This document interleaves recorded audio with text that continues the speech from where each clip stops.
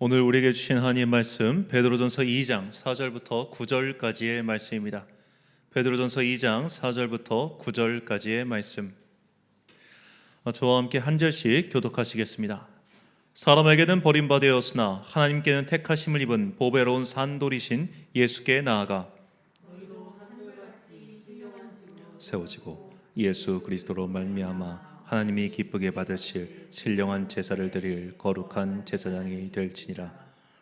성경에 기록되었을 때 보라 내가 택한 보배로운 모퉁이 돌을 시온에 두노니 그를 믿는 자는 부끄러움을 당하지 아니하리라 하였으니 그러므로 믿는 너희에게는 보배이나 믿지 아니하는 자에게는 건축자들이 버린 그 돌이 모퉁이의 머릿돌이 되고 또한 부딪히는 돌과 걸려 넘어지게 하는 바위가 되었다 하였느니라. 그들이 말씀을 순종하지 아니함으로 넘어지나니 이는 그들을 이렇게 정하신 것이라. 그러나 너희는 택하신 족속이요 왕같은 제사장들이요 거룩한 나라요 그의 소유가 된 백성이니 이는 너희를 어두운 데서 불러내어 그의 기이한 빛에 들어가게 하신 이의 아름다운 덕을 선포하게 하려 하심이라. 아멘. 개혁자들의 꿈, 우리의 비전이라는 제목으로 하나님의 말씀 선포하겠습니다. 자, 오늘은 505주년 종교개혁 주일입니다. 1517년 10월 31일 날 종교개혁자 마르틴 루터가 비텐베르크 성당의 95개 조항의 이 가톨릭 교회의 교리에 대해서 반박하는 그 질의서를 매달므로써 그때부터 종교개혁의 불꽃이 독일 전역에 퍼지게 되었죠. 그래서 모든 개신교회인들에게는 이 10월 31일이 매우 특별한 날이기 때문에 이때를 기념하여 우리가 계속해서 기념주일로 지키고 있습니다. 그러니까 모든 개신교인들에게 10월 31일은 우리의 뿌리를 확인하는 그런 날이라고 할 수 있겠죠. 그런데 이 10월 31일에는 또 다른 행사가 이 지구상에서 열리고 있습니다. 바로 할로윈 데이죠. 10월 31일은 이 할로윈 데이인데 이 할로윈 데이의 뿌리는 일전에 제가 설명을 드렸습니다만 그 아일랜드의 켈트교 거기서 나온 행사라고 이야기를 합니다. 그래서 이 아일랜드 출신의 사람들이 미국으로 이주하면서 그 미국 안에 이런 할로윈 데이 문화가 장착하게 된 것이죠. 이게 좀 점점 시간이 지나면서 괴이한 풍수로 변질되어 가지고 언제부터인지 정확하게 남을 수 없지만 트릭오어 트리트라고 이야기하면서 사탕 아니면 장난에서 애들이 유령 옷을 입고 집집마다 다니면서 사탕을 받는 그런 날이 됐습니다. 이것이 우리나라에 이제 특히 그 미국인 출신의 그 영어 강사들을 통해서 영어 유치원 등을 해서 이렇게 할로윈 대회 행사가 좀 퍼지게 됐죠. 이런 게 한 10년 정도 됐습니다. 가장 오래된 것이 역시 외국인들이 많이 사는 이태원인데 제가 이제 어제 라디오를 들으니까 이 할로윈 데이 축제 때 오히려 이런 클럽 같은 데서 마약이 유통될 것을 염려해서 이 경찰 병력 200명이 투입돼서 이제 그걸 좀 행사를 지킬 거다라는 소식을 어제 들었습니다. 근데 오늘 새벽에 뉴스를 보니까 이제 참 안타까운 참사가 일어나서 이 클럽에 들어가기 위해 내리막길에서 대기하고 있던 인원이 앞 사람에게 밀려가지고 압살을 당하는 사고가 우리나라에서 벌어졌습니다. 참 이게 너무 황당한 해외 토픽 뉴스감인데요. 현재까지 151명의 사망자가 발생했다는 소식을 들었습니다. 아직까지도 중상자가 있기 때문에 이 사망자 숫자는 좀 더 늘어날 수도 있는 상황이죠.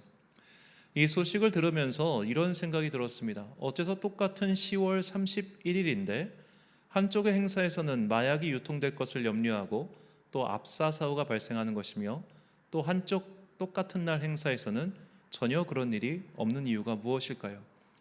2017년은 500주년 종교개혁 주일이었습니다. 그래서 당시 독일 같은 경우는 전국이 이 종교개혁 500주년을 맞이해서 큰 행사를 준비 중이었죠. 그런데 전 이 500년 동안 종교개혁 기념일을 지키다가 압사 사고가 났다는 것을 한 번도 들은 적이 없으며 그 행사 기간 동안 마약이 유통되고 폭력과 유혈 사태가 벌어졌다는 얘기를 단 한 번도 들은 적이 없습니다. 500년 동안 말이죠. 그렇다면 똑같은 날에 벌어지는 행사인데 어째서 이런 차이가 있는 것일까요? 저는 이것을 뿌리의 차이라고 생각합니다. 뿌리가 다르기 때문에 그 결과물이 다른 겁니다.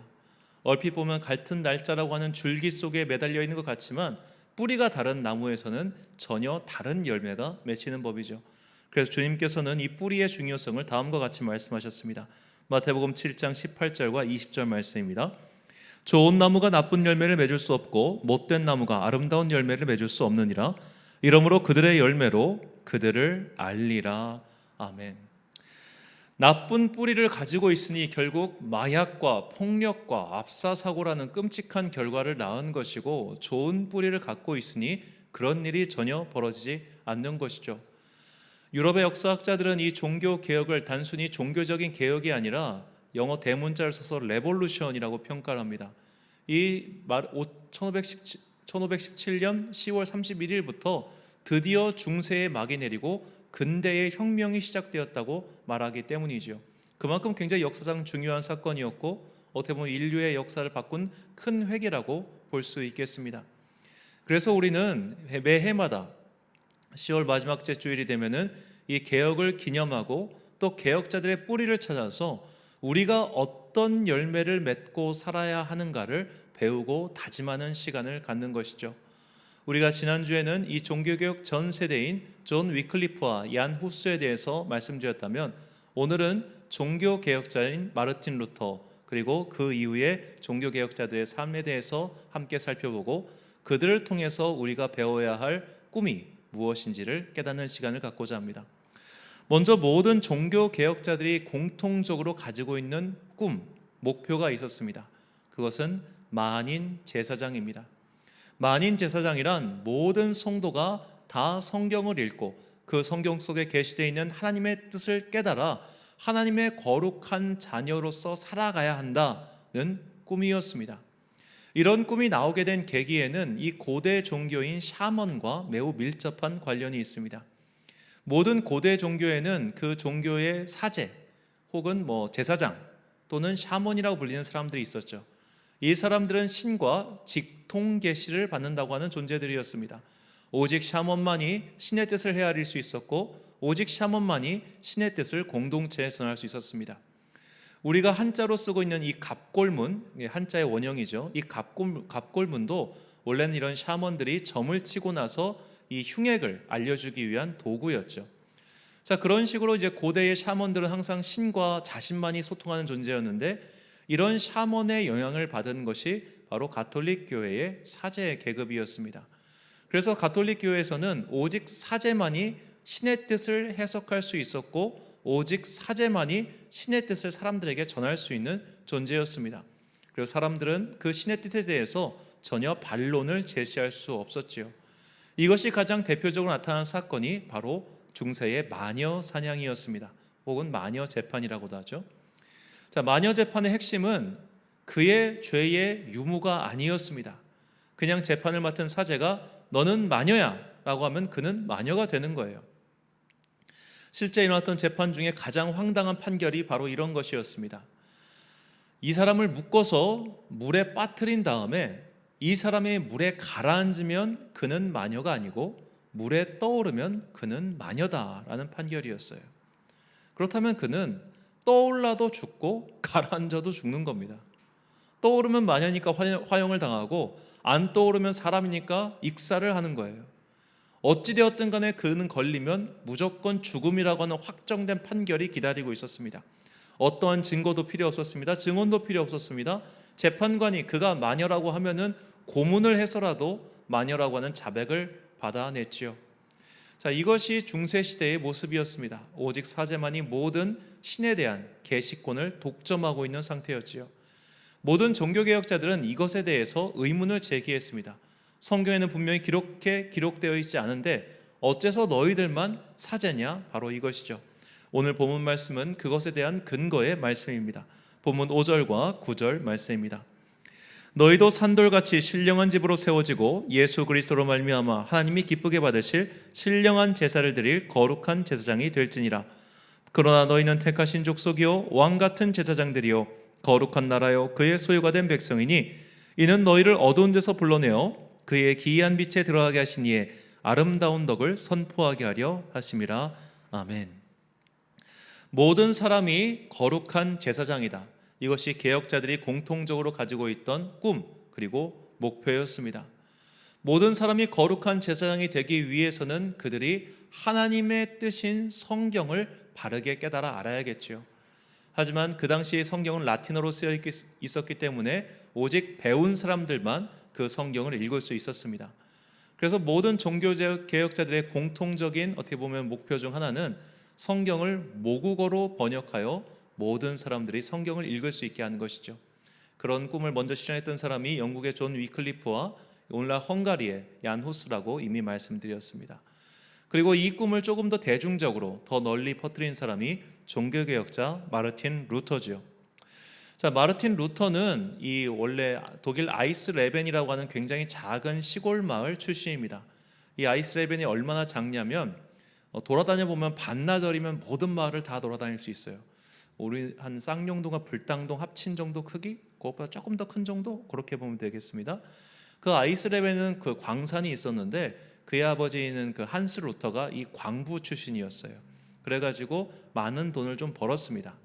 그래서 아들이 광산업을 물려받기를 바랬는데 이 루터가 사제의 길에 들어서게 되죠. 그가 이제 원래 대학에서 법학을 마치고 나서 이제 대학원을 진학하려고 하다가 방학을 맞이해 잠시 집에 왔다가 다시 돌아가는 길이었는데 돌아가는 길에 벼락을 맞게 됩니다. 문자 그대로 날벼락을 맞아요. 그래서 동행하고 있던 사람은 그 벼락에 맞아 죽고 자신은 살아남았는데 그때 하나님께 기도하기를 주님 내가 사제가 되겠습니다 라고 소원을 해버립니다. 그래서 이 죽음의 공포를 어떻게 보면 가슴에 품고 그는 아우구스투스 수도원의 사제가 되었는데 그의 어떤 범상치 않은 천재성, 그가 사실 굉장히 똑똑한 사람이었어요. 그래가지고 그 천재성을 알아본 그의 스승이 너는 그냥 수사하지 말고 아예 신학 공부 제대로 해서 신학 박사가 되라 라고 권면합니다. 그 권면을 듣고 그가 신학 박사학위를 받고 이제 비텐베르크라고 하는 또 작은 마을, 이 아이스레벤보다 더 작은 마을이 비텐베르크입니다. 비텐베르크는 기껏해야 쌍용동보다 작아요. 그 정도로 굉장히 작은 도시인데 그 마을에 이제 작은 신학교의 교수로 부임해서 있었습니다. 그러다가 이제 그 당시 면죄부라고 하는 그 사건이 좀 벌어지면서 독일 전역이 좀 시끌시끌할 때 이 정말 작은 시골 마을의 수사였던 그 신학교 교수였던 마르틴 루터가 이 95개 조항의 반박문을 내걸음으로써 드디어 종교개혁의 어떤 불꽃이 타오르게 된 것이죠. 자, 이렇게 종교개혁의 문을 연 루터에게 굉장히 중요한 목표는 모든 사람이 쉽게 성경을 읽을 수 있게 하는 것이었습니다. 그 자신이 그 광부 출신 아버지를 뒀기 때문에 이 루터의 말이 사실 굉장히 거칠었어요. 그래서 이제 루터를 좋아하는 사람들도 그가 남긴 일기장을 보면은 나 이 사람 싫다라고 얘기할 정도. 그러니까 말이 우리가 좀 목사들도 그런 사람 있잖아요. 어떤 분들의 성향에 따라서는 좀 뭐 세게 얘기하는 목사를 좋아하는 분도 있지만 아우 교양 없어 왜 저래 그런 사람도 있잖아요. 루터는 좀 그런 쪽이었습니다. 굉장히 아는 것도 많고 똑똑했지만 그의 본디 언어가 좀 거칠었어요. 그리고 그는 그것에 대해서 부끄럽게 생각하지 않았습니다. 왜냐하면 나는 비록 말은 거칠지만 대신 사람들이 알아듣기 쉽게 이야기하잖아. 그것이 루터 본인이 생각한 자신의 강점이었어요. 그래서 그가 독일어로 성경을 최초로 번역했는데 그 성경 번역의 핵심은 노동자들도 글만 아는 사람이라면 누구나 읽고 이해할 수 있게 번역하는 것이었습니다. 그러니까 루터의 꿈은 모든 사람이 성경을 읽을 수 있고 그 성경 속에 계시되어 있는 하나님의 뜻을 깨달아서 한 명 한 명이 하나님의 제사장으로서 바르게 서는 것, 이것이 그의 꿈이었던 것이죠. 그리고 이 꿈은 루터 개인의 꿈이 아니라 또한 하나님께서 그에게 가르쳐 주신 그리고 성경을 통해서 말씀해 주신 하나님의 꿈이기도 했습니다. 디모데전서 2장 4절 말씀입니다. 하나님은 모든 사람이 구원을 받으며 진리를 아는 데에 이르기를 원하시느니라. 아멘. 모든 사람이 진리를 알고 구원받기를 원하시는 이 하나님의 마음, 루터는 이것을 알고 있었기 때문에 모든 사람이 성경을 읽을 수 있게끔 성경을 번역하는 데 아주 힘을 썼습니다.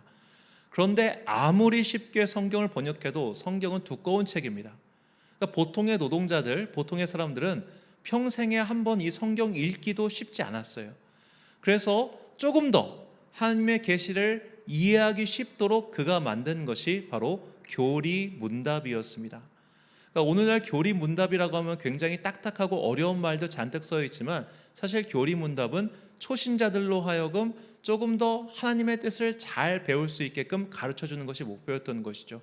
그래서 어른들을 위해서는 대교리 문답이라는 것을 만들고 어린이들을 위해서는 소교리 문답이라는 것을 만듭니다.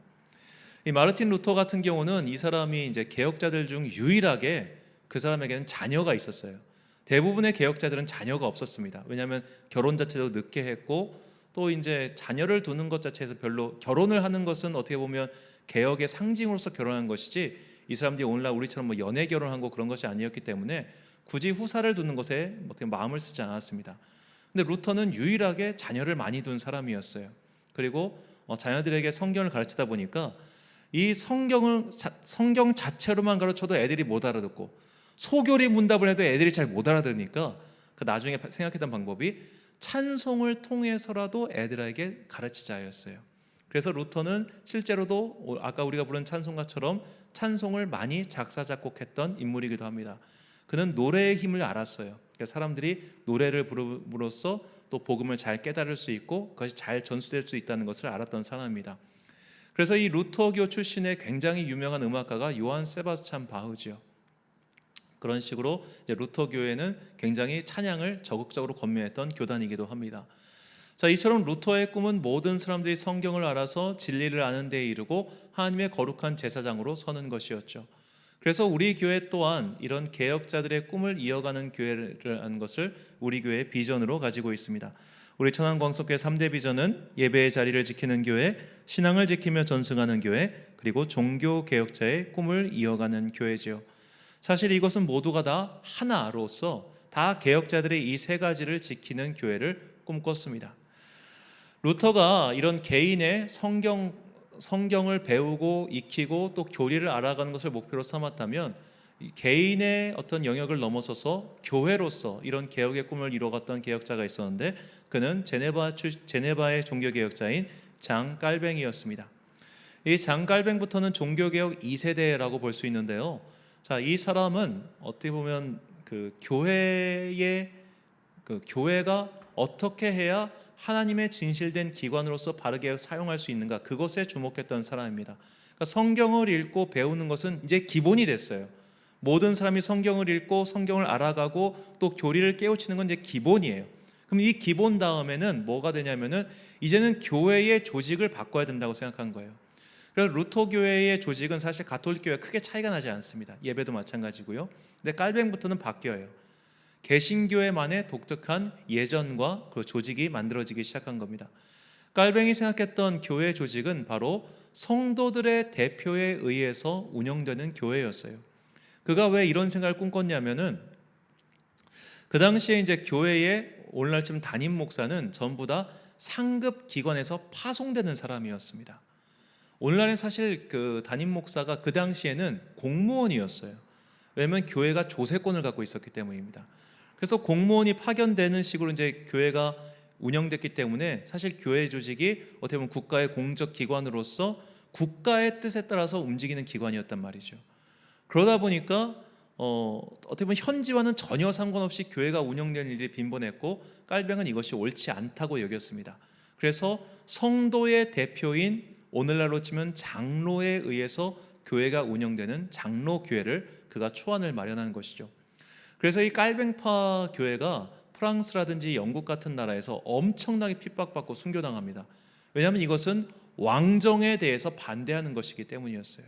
그래서 이런 깔뱅파로부터 사실 오늘날 민주주의의 기본적인 기초가 마련된 것이죠. 그래서 성도의 대표인 교회의 대표, 즉 장로에 의해서 운영이 되는 교회를 꿈꿨고, 이 꿈과 더불어서 깔뱅은 교회가 교회 재정의 사용에 대한 원칙을 정해야 된다고 생각했습니다. 그 원칙이란 바로 4분의 1의 원칙이었어요. 자, 교회 재정의 4분의 1은 당교회 당직자를 위해서, 오늘날로 치면 인건비라고 할 수 있겠죠. 또 4분의 1은 교회 운영을 위해서 보수라든지 기타 등등 운영비로 사용하고, 또 4분의 1은 교회가 속한 지역교회, 오늘날로 치면 예를 들어 노회, 그러니까 우리 교회 재정 중 4분의 1을 천안에 있는 모든 교회를 위해 사용한다, 이런 식입니다. 그리고 4분의 1은 이 지역의 가난한 자들을 위한 구제비로 사용해야 한다, 이렇게 말한 것이죠. 그래서 깔뱅은 이 교회가 하나님의 거룩한 손으로서 이 땅 가운데서 하나님 나라를 확장하는데 그 일을 다해야 된다고 그렇게 생각했습니다. 그것을 위해서 장로가 필요하고, 그것을 위해서 원칙이 필요하고, 그것을 위해서 조직이 필요한 것이죠. 그는 여기서 그치지 않고 모든 교회가 목사도 문제가 있고 장로도 문제가 있을 수 있잖아요. 그렇기 때문에 상급 기관의 관리를 받아야 된다고 생각했습니다. 그가 지창한 상급 기관이 오늘날 노회예요. 영어로는 시노드라고 하는데, 그런 노회라고 하는 상급 기관에 의해서 개교회가 또 관리당하고, 이 노회가 또 문제가 있을 수 있기 때문에 그보다 위인 총회가 존재하는 것이죠. 이것이 오늘날 우리가 알고 있는 삼심제의 기본 원리인 겁니다. 지방법원, 고등법원, 대법원에 지르는 이 삼심제를 깔뱅이 이미 고안을 했던 거예요. 그가 이런 고안을 했던 이유는 그도 법학도였기 때문입니다. 깔뱅은 목사 안수를 받은 사자가 아니었어요. 그는 오늘날 지금 평신도 지도자였습니다. 그는 원래 법학을 전공한 사람이었고 법관이 되려고 했던 사람인데, 그가 사실 개인 기록을 거의 남기지 않았기 때문에 왜 개신교인이 됐는지는 이유는 알 수 없지만, 그가 모종의 이유로 20대에 개신교인으로 바뀌었고, 또 그런 자신의 어떻게 보면 비전을 교회를 통해서 이루고자 했던 것이죠. 그렇게 해서 인간이 죄로 인해 얼마든지 일그러질 수 있기 때문에 이런 조직적인 교회에 의해서 관리를 받아야 되고, 또 재정 사용을 바르게 함으로써 교회가 하나님의 기관으로서 바르게 서야 된다. 이것이 깔뱅의 꿈이었습니다. 깔뱅의 꿈에 대해서는 이미 성경이 우리가 이렇게 해야 된다는 것을 가르치고 있죠. 잠언 19장 17절 말씀입니다. 가난한 자를 불쌍히 여기는 것은 여호와께 꾸어드리는 것이니 그의 선행을 그에게 갚아주시리라. 아멘. 자, 우리 교회도 이렇게 가난한 사람들, 우리보다 좀 더 어려운 사람들에게 우리가 가진 것을 나눠드리고자 참 노력하고 있습니다. 물론 우리 교회도 굉장히 어렵지만, 그럼에도 불구하고 우리가 내가 어려우니까 난 항상 도움만 받아야 돼, 이것이 아니라 어떻게 해서든 더 어려운 사람들에게 주님의 선한 역할을 하고자 노력하고 있는 것이죠. 그래서 1년에 한 번 이 어린이 주일날 이 지역의 어린이들을 위해서 선물을 마련하고 있고요. 또 이제 작년에도 그랬지만 올해도 이 성탄절날 선물을 준비해서 지역사회 어려운 분들에게 나눠주고자 하고 있습니다. 또한 우리 교회뿐만 아니라 이 지역사회 같은 작은 교회들이 연합하는 어린이 연합 행사를 또 올해 진행했고, 이제 내년 봄에도 청소년들을 위한 집회를 준비하고 있습니다. 이처럼 받기만 하는 교회가 아니라 지역 사람들과 함께 나눌 수 있는 교회, 무엇보다 어려운 곳에 손을 뻗는 그런 주님의 소금과 빛이 되는 교회를 위해서 우리 천안광성교회는 계속해서 노력할 것입니다. 마지막으로 우리가 이어가야 할 개혁자의 꿈은 영국의 개혁자인 존 웨슬리의 꿈입니다. 이 웨슬리에 대해서는 제가 정말로 자주 말씀드렸죠. 제가 좋아하는 사람이기도 해서 그런데요. 자, 이 존 웨슬리는 영국 성공회 목사의 아들이었습니다. 또 그의 어머니 수잔나는 굉장히 기독교계에서는 아주 모범으로 뽑히는 어떻게 보면 이제 신앙의 어머니 같은 분이죠. 이 웨슬리는 굉장히 똑똑한 사람이었어요. 뭐 우리로 치면 어릴 때 천자문을 다 띈 아주 수재였는데, 그는 옥스퍼드 대학에 들어가기 전까지 집안에서 아주 철저하게 신앙교육을 받았고, 또 본인도 그것을 좋아했습니다. 그래서 그는 일찍부터 성경을 알았고, 단순히 성경을 아는 것에 그치지 않고 라틴어, 헬라어, 히브리어 모든 언어를 아주, 그러니까 이 사람도 천재과의 사람이었어요. 그렇게 해서 그가 옥스퍼드에서는 모든 교육을 마치고, 그도 이제 아버지의 뒤를 이어 사제가 됐는데, 그가 처음으로 부임하게 된 사역지인 미국 조지아주에서 그가 처절하게 실패하고 돌아오게 됩니다. 그러다가 이제 영국 런던에 있었던 이 올더스게이트에 있었던 그 모라비안 공동체의 저녁 기도 모임에서 그가 성령을 체험하게 되죠. 그것이 1738년 5월 24일의 일입니다. 그래서 오늘날에도 이 웨슬리의 뜻을 따르는 이 교단에서는 이 5월 24일 즈음을 해서 회심 기념 주일로 지키고 있죠. 웨슬리는 목사의 아들이었고 일찍부터 성경을 알았고 심지어 본인도 목사였습니다. 하지만 그는 이날이 되기 전까지, 그의 나이 31살이 되기 전까지 성령을 체험하지 못했고 구원의 확신을 얻지 못했어요.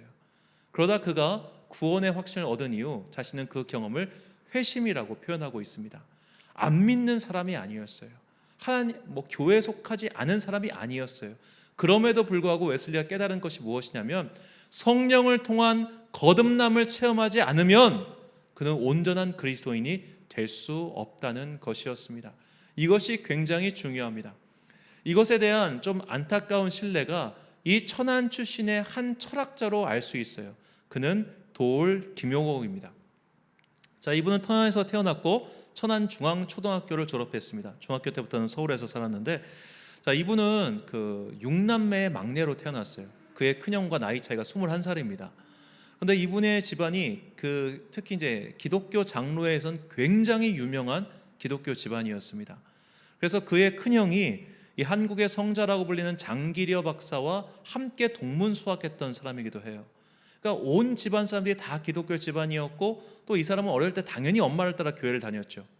그런데 이 도올 선생이 워낙 사실 머리가 굉장히 비상한 사람입니다. 이 사람도. 그래가지고 성경을 일찍부터 자기가 공부해가지고 자기 식대로 잘 풀어냈어요.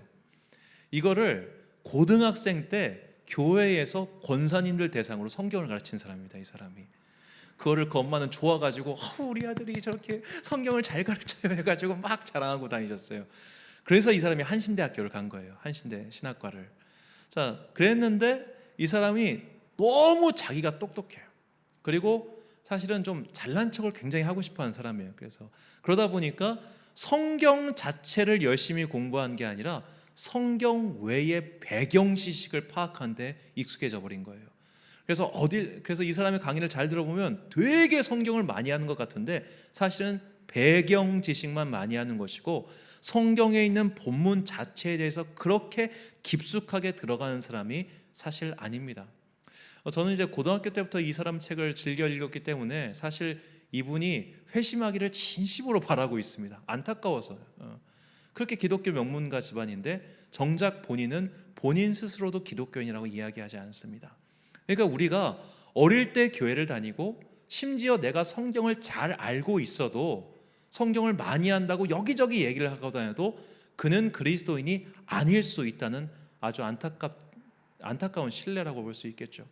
그러므로 우리에게는 거듭남이 참 필요합니다. 거듭나지 않으면 내가 온전한 그리스도인이라고 말하기가 어려워요.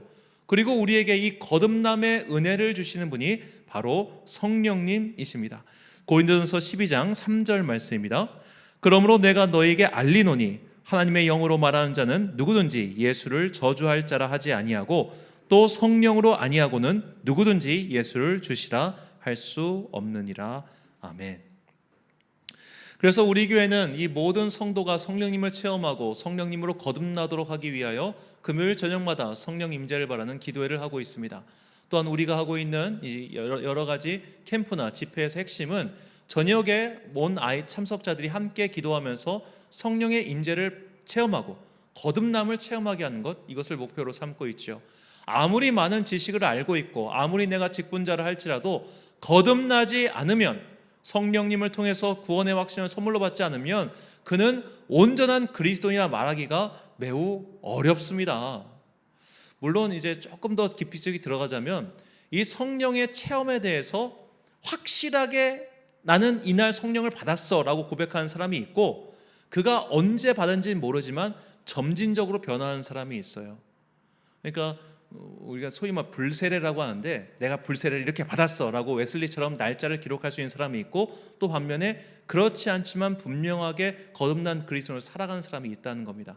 그러니까 이것은 어떻게 보면 딱 기계적으로 정할 수 있는 사건은 아니지만 분명한 것은 내가 성령님을 통해서 거듭난 존재로서 살아가야 된다는 거예요. 이것은 지식으로 되지 않고 사람의 능력으로 되지 않고 오직 하나님의 영으로 된다고 분명히 우리에게 말씀하고 계십니다. 우리 교회는 이것을 위해서 달려가는 교회이기도 합니다. 자, 이상의 세 가지 비전을 정리하면 다음과 같습니다. 이 루터의 꿈은 모든 교회가 성경을 바르게 가르치는 교회가 되는 것이었어요. 그래서 우리 교회 또한 성경을 바르게 가르치는 교회가 되기를 꿈꾸고 있습니다. 깔뱅의 꿈은 모든 교회가 바른 하나님의 손과 발이 되어서 이웃을 섬기고 나누는 교회가 되는 것이었습니다. 그래서 우리 교회도 이에 따라서 계속해서 어려운 자들에게 베풀고 나누는 교회가 될 것입니다. 마지막으로 웨슬리의 꿈은 성령의 은혜로 거듭나는 교회, 성령의 은혜를 체험하는 교회가 되는 것이었습니다. 그래서 우리도 매주 금요일마다 그리고 앞으로도 거듭해서 여러 가지 또 다양한 방법들로 성령님의 임재를 체험하고 경험하게 하는 그런 교회를 꿈꾸고자 합니다. 하나님께서는 당신의 뜻을 성경에 기록하셨습니다. 우리는 누구나 성경을 읽고 그 안에서 하나님의 뜻을 발견할 수 있죠. 하나님께서는 교회를 세우셨고 또 그 교회를 통하여 이 세상에 우리가 하나님의 뜻을 나타내기를 원하고 계십니다. 교회 안에서 성령의 은혜로 거듭나고 교회가 세상의 소금과 빛이 되어 어두운 곳에 있는 자들에게 사랑의 손을 뻗기를 원하고 계십니다. 우리는 그 하나님의 뜻 안에서 함께 부름받은 공동체, 곧 교회이지요. 사도 바울은 하나님께서 교회를 세우시고 이 교회를 통하여 하시는 일에 대하여 다음과 같이 말씀하고 있습니다. 에베소서 3장 10절부터 12절까지의 말씀을 우리 한 목소리로 읽겠습니다. 시작. 이는 이제 교회로 말미암아 하늘에 있는 통치자들과 권세들에게 하나님의 각종 지혜를 알게 하려 하심이니 곧 영원부터 우리 주 그리스도 예수 안에서 예정하신 뜻대로 하신 것이라. 우리가 그 안에서 그를 믿음으로 말미암아 담대함과 확신을 가지고 하나님께 나아감을 얻느니라. 아멘. 사랑하는 천안 광성교회 성도 여러분, 그리고 이 예배를 함께 드리고 계신 귀한 주님의 자녀 여러분, 오늘은 개신교회의 탄생 기념일인 종교개혁 주일입니다. 우리의 뿌리를 제대로 인식하지 못하면 온전한 열매를 맺을 수가 없습니다. 너희의 열매를 통해 뿌리를 알 수 있다고 말씀하신 그 주님의 뜻을 기억하시고 아름다운 열매를 맺기 위해 노력하는 개혁의 후손들이 되시길 간절히 소망합니다. 참으로 혼탁한 소식이 들려오는 세상입니다. 이럴 때일수록 우리의 선배들이 걸어간 바른 믿음의 길을 따라가는 주의 자녀, 또 주님의 교회들이 되시길 예수님의 이름으로 축원합니다. 기도하겠습니다. 사랑과 풍성하신 아버지 하나님, 이 새벽 수많은 사람들이 잘못된 곳에 뿌리를 두었기 때문에 목숨을 잃고 말았습니다. 그러나 우리는 항상 바른 곳에 내 영혼의 뿌리를 두고 빛의 길을 걸어가기를 소망합니다. 우리를 항상 빛 가운데로 인도하시고 무엇보다 성령님의 은혜를 통하여 거듭남을 체험하는 교회, 거듭남이 임하는 성도 되게 하여 주시옵소서. 거듭나서 주님의 진리의 뜻인 성경을 바르게 깨닫고 거듭난 자들이 모여서 함께 하나님 나라의 거룩한 일에 동참하는 자들 되게 하여 주옵소서. 우리가 이를 위하여 부르심을 받았고 이것을 우리 교회의 비전으로 삼았으니 이 비전을 마치는 그날까지 주님 우리에게 임재하사 우리와 함께하여 주옵소서. 이 모든 말씀 우리를 빛의 길로 인도하시기 위해 이 땅에 오신 예수 그리스도의 이름으로 기도드립니다. 아멘.